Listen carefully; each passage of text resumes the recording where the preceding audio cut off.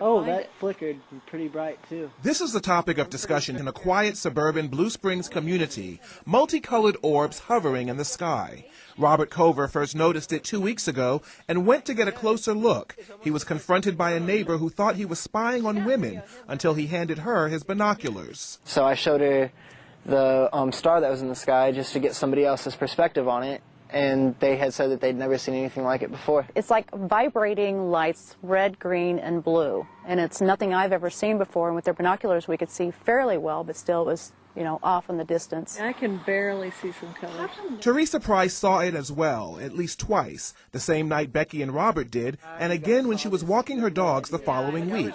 This time, things were even more bizarre. It was up in the sky and just dropped, how many feet I don't know, but it just dropped and then stayed stationary in that lower position. Teresa had seen our recent news report on domestic drones that are now being used by local governments and law enforcement agencies. She thought that's what it was. Kind of made me think about that. It's like, okay, is this some sort of a drone that's out there for why it's out at night? I don't know. Robert called the KCTV5 investigative hotline and posted a sighting on a UFO spotter's website.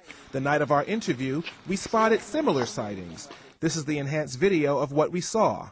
Robert was contacted by Margie Kay with the Missouri UFO Network. She decided to investigate for herself the following night. Kay interviewed everyone who claimed to have seen the UFOs and then set up telescopes to watch the sightings herself. Neighbors came out hoping to see similar activity that captivated the community. Can you see it now? As the sky darkened, one of them appeared, but Kay initially dismissed it. I'm 90% certain that we're looking at Vega in this instance, and that there are, some other planets out right now. But she came to a different conclusion after others started appearing. Oh, right there. And after she put in a call to a colleague in another part of the state to take a closer look at what she thought was Vega.